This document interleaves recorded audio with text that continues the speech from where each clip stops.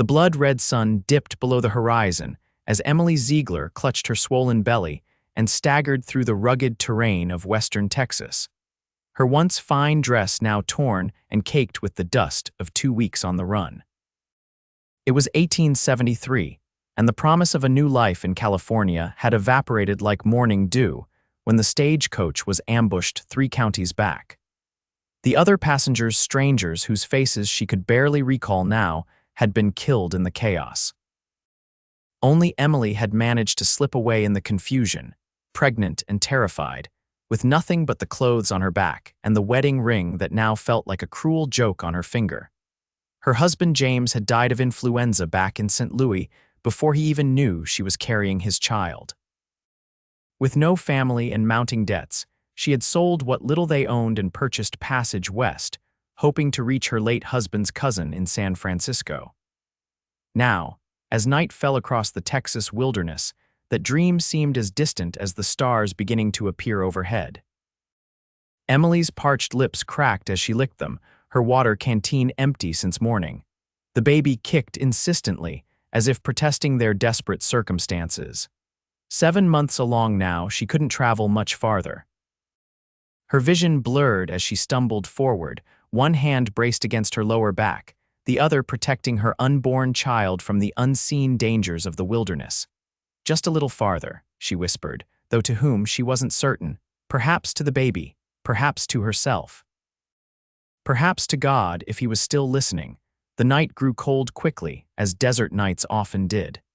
Emily shivered violently as the wind cut through her thin dress. When she spotted the dark opening in the hillside ahead, she nearly wept with relief. A cave shelter from the wind and predators that roamed the night, she approached cautiously, aware that any number of creatures might have claimed the space before her. Taking a small stick, she poked tentatively into the darkness, listening for rattles or growls. Hearing nothing, she ventured inside, finding it deeper than it first appeared. The interior was mercifully dry, with a ceiling high enough for her to stand upright. Emily sank to the ground, her back against the cool stone wall. Exhaustion washed over her in relentless waves. Her feet were blistered and bleeding, her throat parched, her stomach empty. The baby kicked again, a reminder of her responsibility to stay alive, not just for herself. "We'll rest here tonight," she murmured, stroking her belly. "Tomorrow we'll find water and a town." But as darkness enveloped her completely, Emily wasn't sure if there would be a tomorrow. Her eyes grew heavy, and despite her best efforts to remain vigilant, she drifted into a fitful sleep. She awoke to the sound of horses and men's voices. Panic gripped her as she pressed herself further into the shadows of the cave. Were they the same outlaws who had attacked the stagecoach? Had they tracked her all this way? Emily held her breath as footsteps approached the cave entrance. A tall silhouette blocked what little daylight filtered in. She clutched a sharp rock she had found on the cave floor, her only weapon. "Hello," a deep voice called into the darkness. "Anybody in there?" Emily remained silent, trembling. The man took a step inside, and she could see him more clearly now, broad-shouldered, wearing a worn leather vest and a cowboy hat pushed back on his head. "I'm not going to hurt you," he said, his voice gentler now. "We saw tracks leading this way. Are you injured?" When Emily still didn't respond, he crouched down, making himself less intimidating. In the dim light, she could see he had kind eyes set in a weathered face. "My name is Wyatt Quinn," he said. "I run cattle on the land north of here. Me and my men were just passing through, heading back to our ranch outside Wasco." The name of a town sparked hope in Emily's chest. "How far is Wasco?" she asked, her voice barely above a whisper. The cowboy startled slightly, apparently not having spotted her in the darkness. "Madam." "You all right there, please?" Emily said, her voice cracking. "I need water." Wyatt Quinn moved cautiously toward her, and when he saw her condition, pregnant, exhausted, clearly having been through hell, his expression shifted to one of alarm. "Jesus," he breathed, then immediately removed his canteen and offered it to her. "Here, drink. Not too fast now." Emily took the canteen with shaking hands and sipped the life-giving water. It was warm and tasted faintly of leather, but it was the most wonderful thing she'd ever experienced. "Thank you," she managed after drinking. "You're in a bad way, madam," Wyatt said, his brow furrowed with concern. "What are you doing out here all alone, especially in your—" He gestured vaguely toward her swollen belly. Briefly, Emily explained about the stagecoach attack, her journey west, her dead husband. The words tumbled out between sips of water, as if the liquid had unsealed more than just her parched throat. Wyatt listened without interruption, his expression growing grimmer with each detail. When she finished, he nodded once, decisively. "You'll come with us to Wasco," he said. "It wasn't a question." "Can you ride?" I don't know," Emily admitted. The thought of mounting a horse in her condition seemed impossible. "We've got a supply wagon," Wyatt said. "It's not comfortable, but it's better than staying here. Wasco's about 2 days' journey. We've got food, water, and blankets. You and your little one will be just fine." Something in the way he said it with such quiet certainty made Emily believe him. She allowed him to help her to her feet, his strong hands gentle on her arms.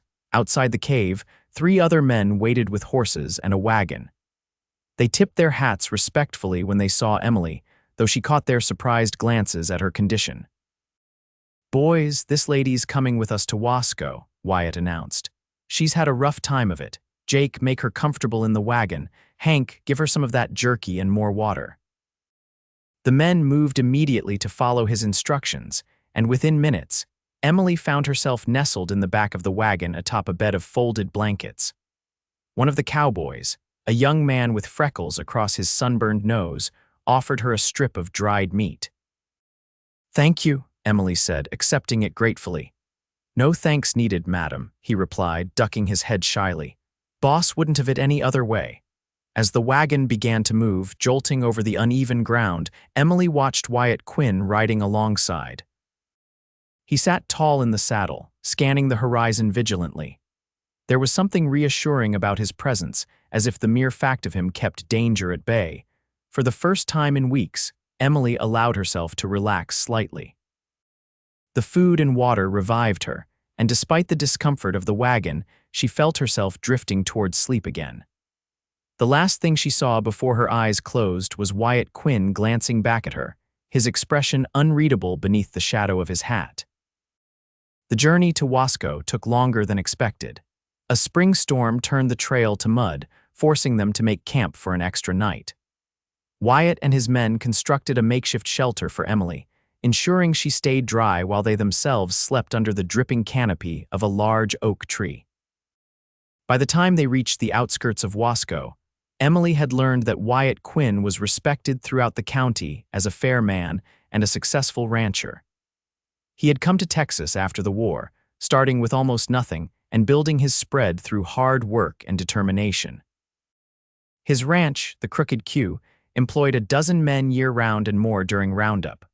Wasco itself was smaller than Emily had hoped, a dusty main street lined with the usual establishments: general store, saloon, livery stable, and a small hotel. A white clapboard church stood at one end of town, while the sheriff's office anchored the other. "It's not much," Wyatt said apologetically as the wagon rolled down the main street, "but it's home." "It looks wonderful to me," Emily replied honestly. After her ordeal, even this modest settlement appeared as welcoming as the grandest city. Wyatt directed the wagon to stop in front of a 2-story building with a sign reading Wasco Hotel and Boarding House. He jumped down from his horse and approached the wagon, offering Emily his hand. "Mrs. Ziegler, I've arranged for you to stay here while you recover your strength," he said formally. "Mrs. Thornton runs a decent establishment. She's a widow herself, so she'll understand your situation." Emily hesitated, suddenly aware of her practical concerns. "Mr. Quinn, I'm afraid I have no money to pay for lodging.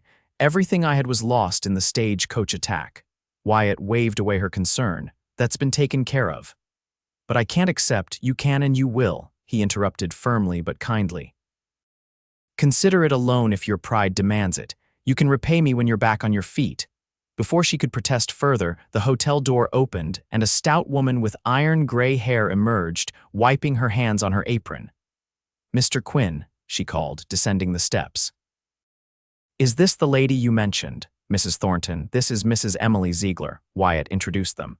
"Mrs. Ziegler, Mrs. Thornton." The older woman assessed Emily with kind but shrewd eyes.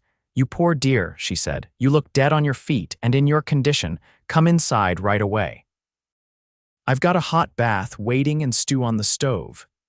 Emily found herself guided firmly into the hotel, barely having time to thank Wyatt and his men.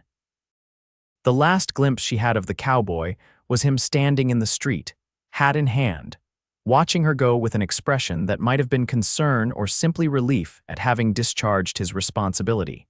Mrs. Thornton proved to be exactly what Emily needed: efficient, motherly, and blessedly free of excessive questions. She helped Emily bathe, provided clean clothes that had belonged to her daughter, married and living in Denver now, and served her a meal that made Emily realize just how hungry she had been. The room Mrs. Thornton showed her to was small but clean, with a narrow bed, a washstand, and a rocking chair by the window that overlooked the main street. "Mr. Quinn has paid for 2 weeks," Mrs. Thornton informed her as she turned down the bed. "After that, well, we'll see where things stand. Don't you worry about a thing for now, except getting your strength back and taking care of that baby." That night, lying in a real bed for the first time in weeks, Emily stared at the ceiling and tried to formulate a plan. 2 weeks of safety was a blessing, but what then? She had no money, no family, no skills that would earn her a living in a place like Wasco. The baby would come in less than 2 months. The future stretched before her like a vast, empty plain. Her thoughts turned to Wyatt Quinn. Why had he helped her? Simple human kindness, or something else? She recalled the gentleness in his weathered hands as he helped her from the cave, the respect his men showed him, the quiet authority in his voice. Emily placed her hands on her rounded belly, feeling the reassuring movements of her child within. "We'll find a way," she promised softly. "Somehow." For the next few days, Emily did little but eat, sleep, and regain her strength. Mrs. Thornton kept curious townsfolk at bay, though Emily was aware of the speculation her sudden appearance had caused. A pregnant widow arriving with Wyatt Quinn's outfit was bound to start tongues wagging in a town the size of Wasco. On her 4th day at the hotel, there was a knock at her door. When she opened it, she found Wyatt Quinn standing awkwardly in the hallway, hat in hands, looking decidedly out of place. "Mrs. Ziegler," he greeted her formally. "I hope I'm not disturbing you." "Not at all, Mr. Quinn," she replied, stepping back to allow him entry. "Please come in." He entered the room but remained standing near the door, turning his hat in his hands. Emily gestured to the rocking chair, the only seat available. "Please sit." "I won't stay long," he said, but took the offered chair. It creaked slightly under his weight. "I just wanted to see how you were getting on." "Much better, thank you," Emily said, seating herself on the edge of the bed. "I don't know how to thank you properly for your help." Wyatt shook his head. "Any decent man would have done the same." "Perhaps, but it was you who found me and you who has shown such generosity." A flush crept up his neck, visible even beneath his tan. "Actually, that's partly why I'm here," he said. "I've been thinking about your situation." Emily tensed slightly. Here it came, the expectation, the request for something in return for his help. She'd encountered enough men to know how the world often worked, but what Wyatt said next surprised her. "I've got a cabin on my property," he explained. "It's small, just 2 rooms, but it's solid. It was the original homestead before I built the main house. It's sitting empty and well." He cleared his throat. "I thought maybe you might want to stay there until after the baby comes. It would give you time to figure out your next steps." Emily stared at him in shock. "You're offering me a home. Temporary," he clarified quickly. "And I wouldn't expect anything in return except maybe helping out with some cooking for the hands when you're feeling up to it. My cook, old Miguel, does his best, but the men wouldn't mind a woman's touch on the food now and then." The offer was so unexpected, so generous, that Emily found herself speechless. Living alone in a cabin on a strange man's property should have seemed improper, even dangerous, yet there was something about Wyatt Quinn that inspired trust. "Why would you do this?" she asked finally. Wyatt's fingers stilled their nervous movement on his hat brim. "Because I know what it's like to have nowhere to go," he said quietly. "After the war, I wandered for 2 years before finding my place here, and you've got that little one to think about." He nodded toward her belly. Emily placed a protective hand over her unborn child. "I don't know what to say." "Say yes," Wyatt replied simply. The cabin's just sitting there empty. Been that way since I built the main house 3 years ago. It's no grand palace, but it's dry and warm." Emily considered her options, which were painfully few. She could try to find work in town, but who would hire a woman about to give birth? She could attempt to continue her journey to California, but that would require money she didn't have. Or she could accept this unexpected kindness and use it as a chance to regain her footing in the world. "I accept," she said finally, "though I insist on working to earn my keep as soon as I'm able." Relief visibly washed over Wyatt's features. "Good," he said, standing abruptly. "That's good. I'll have the boys clean it up and bring you out there tomorrow if that suits." "Tomorrow would be fine, Mr. Quinn." "Wyatt," he corrected. "If you're going to be living on my land, you might as well use my given name." "Wyatt," Emily repeated, testing the name, "and you must call me Emily." He nodded once, firmly, as if sealing a business arrangement. "I'll come by around noon, Emily." After he left, Emily sat on the edge of the bed for a long time, wondering if she had made the right decision. There was something about Wyatt Quinn. She couldn't quite figure out a sadness behind his eyes, perhaps, or a loneliness that echoed her own. Whatever it was, she found herself looking forward to the next day with a flutter of anticipation that had nothing to do with the practical benefits of his offer. True to his word, Wyatt arrived at the hotel precisely at noon the following day. He had brought a buggy instead of the wagon, and he helped Emily up onto the seat with careful hands. "It's about 5 miles to the ranch," he explained as they set off. "Not too far, but far enough that you'll have your privacy." The journey took them through rolling grasslands dotted with mesquite and the occasional stand of oak trees. Cattle grazed in the distance, their reddish-brown coats distinctive against the green landscape.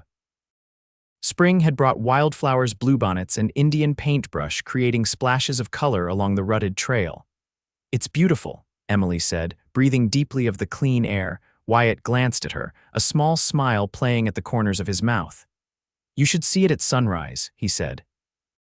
"Sometimes the light hits the hills just right, and it's like the whole world is new again." There was such unexpected poetry in his words that Emily found herself studying his profile with new interest. Wyatt Quinn was perhaps 35, with lines at the corners of his eyes that spoke of squinting into the sun and wind. His hair, visible beneath his hat, was dark brown with touches of gray at the temples. He wasn't handsome in the conventional sense, but there was a strength and steadiness to his features that Emily found oddly compelling. The Crooked Q Ranch came into view as they crested a small rise, a sprawling main house built of stone and timber, several outbuildings, corrals, and a bunkhouse.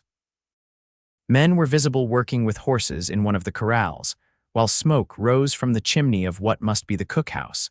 But Wyatt didn't drive toward the main buildings. Instead, he guided the buggy down a side trail that led to a small cabin nestled against a grove of oak trees. A creek burbled nearby, and a vegetable garden, freshly turned but not yet planted, stretched behind the structure. "Here we are," Wyatt said, pulling the buggy to a stop. "It's not much, but it's perfect," Emily interrupted, her eyes taking in the sturdy cabin with its stone chimney and small porch. Wyatt helped her down from the buggy and led her to the door. Inside, the cabin was simple but clean. The main room served as both kitchen and living area, with a cast iron stove, a rough-hewn table with 4 chairs, and a rocking chair placed near the stone fireplace. A doorway led to a second room where a bed had been made up with what appeared to be new blankets. "The boys aired it out yesterday," Wyatt explained, seeming almost nervous as Emily explored the space. "Put in fresh straw for the mattress. There's a pump out back for water. Outhouse too. I had them stock the pantry with basics." Emily opened a cupboard to find it filled with flour, sugar, coffee, and other staples. "This is far more than basics," she said, turning to him with shining eyes. "I don't know how to thank you." Wyatt shifted uncomfortably under her grateful gaze. "No need for thanks. Like I said, it was just sitting empty." He cleared his throat. "Miguel, that's my cook. He'll bring meals up for the first few days until you're settled. After that, if you're feeling up to cooking and such, we'd appreciate the help with meals for the hands." "Of course," Emily agreed. I'm a decent cook, though perhaps not used to cooking for so many. 15 men total, Wyatt said. Including me, not all eat at once though, since some are always out with the herds. He showed her the rest of the property, the chicken coop behind the cabin that currently housed 6 laying hens, the small smokehouse, the garden plot. The garden was my mother's idea when they first homesteaded here, he explained as they stood looking at the freshly turned earth. She always said a house wasn't a home without growing things around it. I've kept it tilled, but I'm no gardener. I'd be happy to plant it, Emily offered. I grew up on a farm in Missouri. I know my way around a vegetable patch. Wyatt's face brightened. I'll have the boys bring seeds from town, whatever you want. Might be nice to have fresh vegetables again. Miguel tries, but his talents run more to beans and beef than delicate growing things. They laughed together, and for a moment, standing in the sunshine with this kind man, Emily felt a weight lift from her shoulders. Perhaps, just perhaps, things might work out after all. As the days passed, Emily settled into life at the cabin. True to Wyatt's word, Miguel brought meals for the first week, hearty stews and beans that, while filling, certainly confirmed Wyatt's assessment of his cooking abilities. By the second week, Emily felt strong enough to take over the cooking duties, at least for the midday meal when most of the hands came in from the morning work. The ranch hands, initially shy around her, soon warmed to her presence, especially once they tasted her cooking. They were a diverse group, young and old, some who had fought for the Confederacy, others for the Union, and a few Mexican vaqueros who had been with the land longer than Wyatt himself.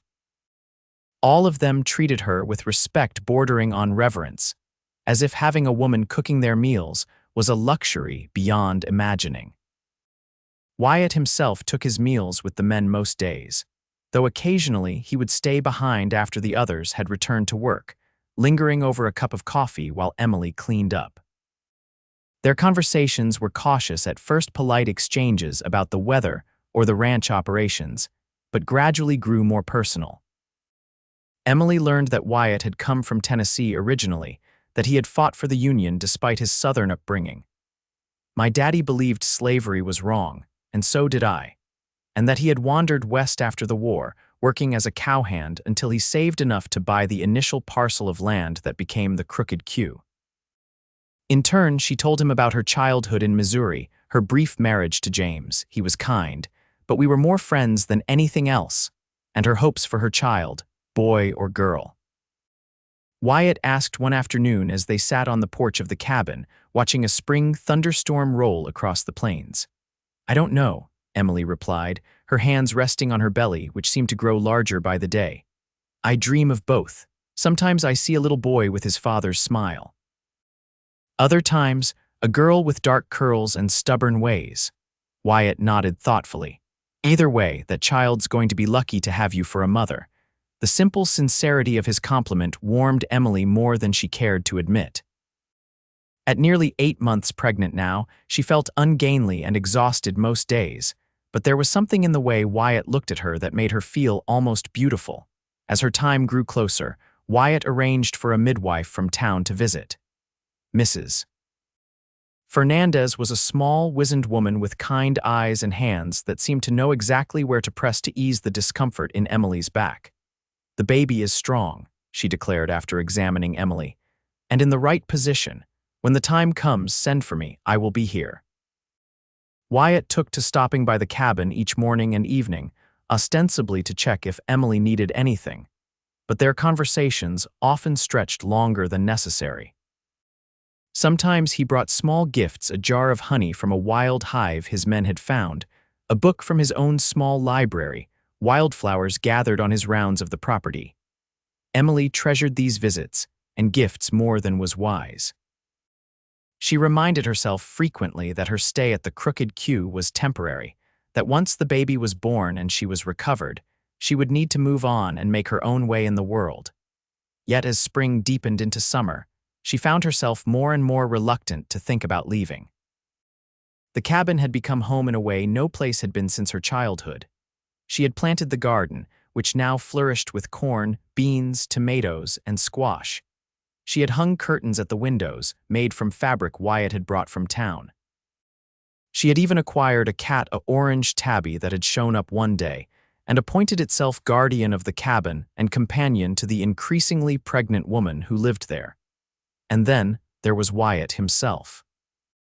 Emily wasn't blind to the way his eyes followed her, or how he invented reasons to visit the cabin.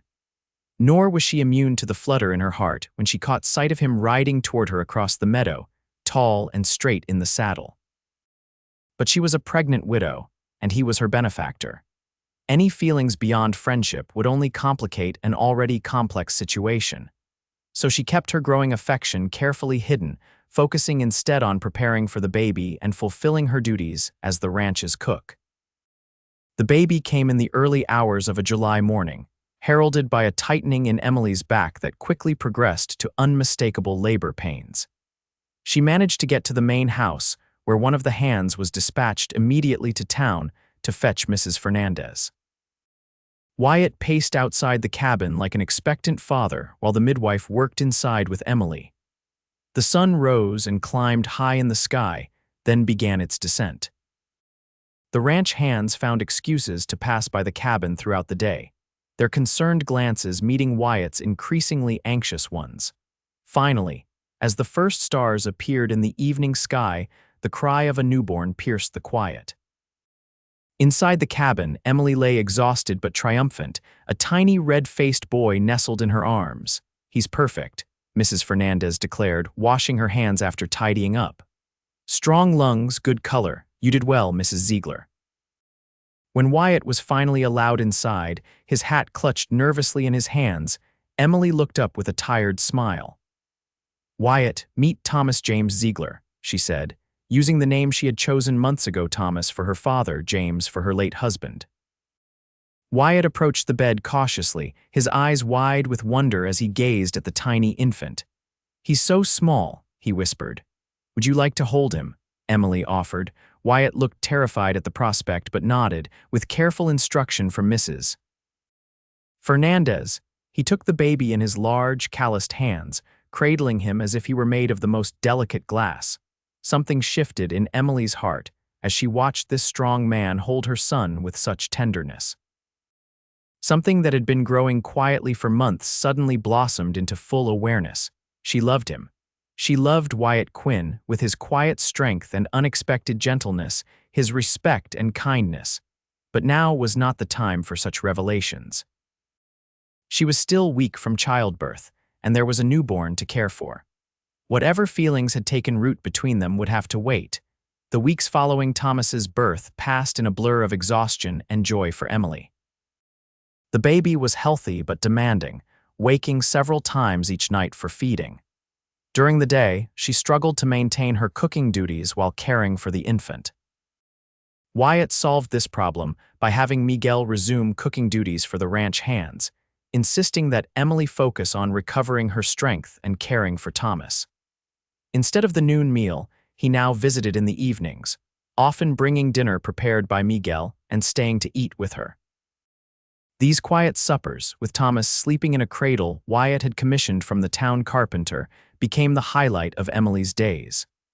Wyatt spoke of his plans for the ranch, the cattle he was breeding, the additional land he hoped to acquire. Emily shared her own smaller dreams, perhaps a few dairy cows of her own one day, maybe even a small business making cheese or butter to sell in town. Neither of them mentioned her eventual departure, though it hung unspoken between them. Her original agreement with Wyatt had been to stay until after the baby was born. Thomas was now 6 weeks old, and Emily was fully recovered from childbirth. By rights, she should be making plans to move on, but where would she go? The question haunted her sleepless nights. She had come to love the crooked Q, to think of the small cabin as home. More than that, she had come to love the man whose land it stood upon. Yet pride prevented her from admitting as much.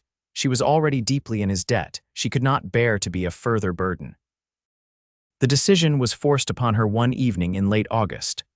Wyatt arrived for their usual supper, but instead of his customary relaxed demeanor, he seemed tense, almost angry. "Is something wrong?" Emily asked as they sat at the small table.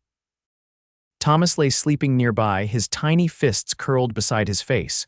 Wyatt pushed his food around his plate without eating. "I was in town today," he said finally. "Heard some talk that bothered me." Emily's heart sank. "Talk about me," he nodded grimly. "About us, about your living here. Seems some folks think it's improper, a widow woman living on a bachelor's property." "I see," Emily said quietly. She had feared this might happen. Small towns bred gossip like standing water bred mosquitoes. "I suppose it was inevitable." "It's nonsense," Wyatt said fiercely.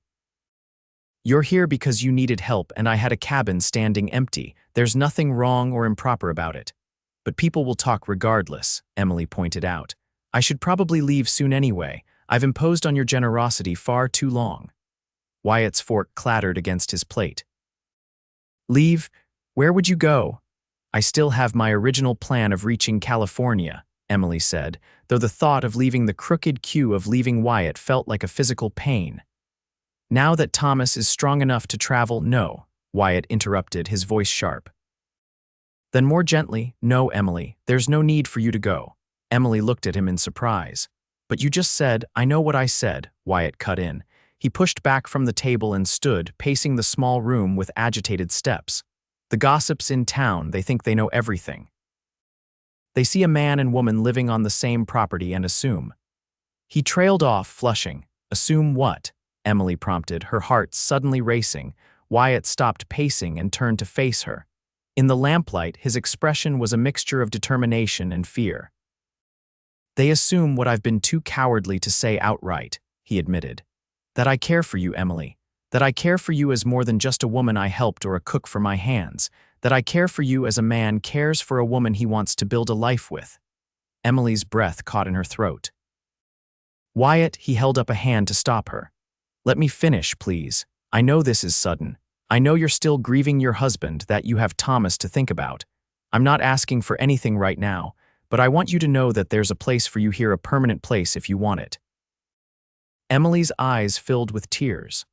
"Are you asking me to marry you, Wyatt Quinn?" He crossed the room in 2 strides and knelt beside her chair, taking her hands in his. "Yes," he said simply. "I'm asking you to be my wife, to let me be a father to Thomas, to build something lasting here together. I love you, Emily Ziegler. I think I've loved you since I found you in that cave, though I was too stubborn to admit it even to myself." Joy bubbled up inside Emily, so intense it was almost painful. "I love you too," she whispered. "I've been afraid to say it, afraid you only saw me as someone to help, someone to pity." Wyatt's laugh was incredulous. "Pity? Emily, you're the strongest woman I've ever known. You survived what would have killed most people. You've brought life and warmth to this place in ways I never imagined possible. There's not a day goes by that I don't thank God for leading me to that cave." He reached up to cup her cheek, his touch gentle as a whisper. "Say yes," he urged softly. "Stay here not as my cook or my charity case, but as my wife, my partner." Emily covered his hand with her own.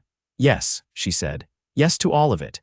Their wedding took place on a crisp October day at the small church in Wasco. The entire town turned out. The previous gossip transformed overnight into enthusiastic support once their engagement was announced. Mrs. Thornton from the hotel cried openly during the ceremony, while Wyatt's ranch hands stood awkwardly in their Sunday best, hats in hands, grinning broadly. Thomas, now 4 months old and growing rapidly, was held by Mrs. Fernandez during the ceremony, his curious eyes taking in the proceedings with apparent interest. Emily wore a dress of pale blue silk that Wyatt had ordered from San Antonio, insisting she deserved something fine for her wedding day. As she spoke her vows in a clear, steady voice, she marveled at the strange and wonderful path that had led her here from desperate flight and a barren cave to this moment of perfect happiness. They moved into the main house after the wedding, though Emily insisted they keep the cabin in good repair. "It's where our story began," she told Wyatt. "I'd like to preserve it, perhaps use it as a guest house or someday for one of our children." Wyatt agreed readily, understanding the sentimental value the small structure held for both of them. Life settled into a new rhythm. Emily took to ranching with the same determination she'd shown in surviving her ordeal. She learned to ride, to help with roundup, to keep the books for the growing operation. Wyatt proved to be a patient and loving father to Thomas, who quickly came to adore the tall man who carried him on his shoulders and told him stories of brave cowboys and wild horses. On the first anniversary of the day Wyatt found her in the cave, Emily presented him with news of another child on the way. His joy was boundless, his protective instincts immediately engaged. "This time will be different," he promised, his hand resting protectively on her still flat stomach. "This time you'll have a proper home, a husband by your side, everything you need." Emily smiled and leaned into his embrace. "I already have everything I need," she assured him. 7 months later, their daughter Elizabeth was born in the master bedroom of the ranch house, with Mrs. Fernandez again attending. Unlike Thomas's difficult birth, Elizabeth arrived quickly and with minimal fuss, as if eager to join the family that awaited her. "She has your stubbornness," Wyatt teased as he held his newborn daughter for the first time, "and your beauty." The years that followed brought both prosperity and challenges. The crooked Q expanded as Wyatt's breeding program proved successful. A drought in '78 tested their resilience, but careful management saw them through where other ranches failed. Thomas grew into a thoughtful, responsible boy who shadowed his father's every move, while Elizabeth Lizzie, as everyone called her, showed an early affinity for horses that both delighted and terrified her parents. 2 more children joined the family, William in 1880 and Sarah in 1882, completing what Wyatt called his finest herd. By the time Thomas celebrated his 10th birthday, the Crooked Q was one of the most successful ranches in the county. The original cabin, maintained as Emily had wished, now served as a schoolhouse for the Quinn children and those of the married hands who lived on the property. Sometimes, when the children were asleep and the night was quiet, Emily and Wyatt would sit on the porch of the main house, looking out over the land that had become their legacy. "Do you ever think about what might have happened if you hadn't found me that day?" Emily asked one such evening, her head resting against Wyatt's shoulder. He was silent for a long moment, his arm tightening around her. "I try not to," he admitted finally. "The thought of you alone in that cave, Thomas never knowing his father." He shook his head. "I believe some things are meant to be, Emily. I was meant to find you, to build you a home, to love you for the rest of my days." Emily smiled in the darkness. "And I was meant to let you," she whispered. 20 years after Wyatt Quinn found a desperate pregnant woman in a cave, the Crooked Q Ranch hosted a celebration marking 2 decades of marriage for its owners. Friends and neighbors gathered from miles around, along with the Quinn children, Thomas, now a lawyer in Austin; Elizabeth, who ran the horse breeding program on the ranch; William, studying medicine in Philadelphia; and Sarah, just 17 and the spitting image of her mother. As the party reached its height, Wyatt drew Emily away from the crowd, leading her toward the original cabin where their story had begun. They walked in comfortable silence, his hand warm around hers. The cabin had been decorated for the occasion with wildflowers and lanterns. Inside, the original table was set with wine and 2 glasses. "What's all this?" Emily asked, surprised by the romantic gesture. Wyatt poured the wine and handed her a glass.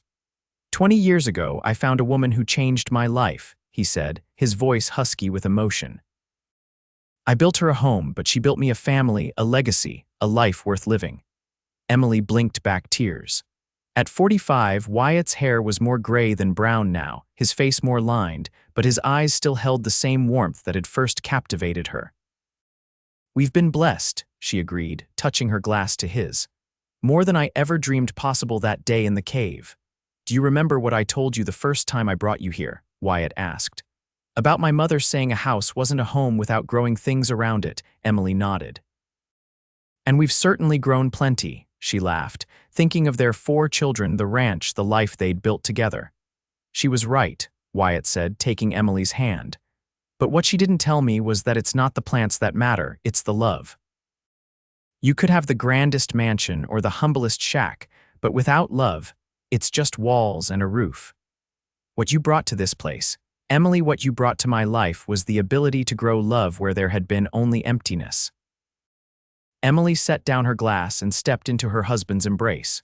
"We grew it together," she corrected gently, "and we'll keep growing it for as long as we live. Outside the cabin window, the Texas sunset painted the sky in shades of gold and crimson. Inside, a man and woman who had found each other against all odds renewed the promise they had made 20 years before to love, to cherish, to build a home not just of timber and stone, but of shared dreams and endless devotion. From the desperate sanctuary of a desert cave to the thriving heart of the Crooked Q, their journey had been one of courage, faith, and abiding love, a love strong enough to transform a simple shelter into the truest meaning of home.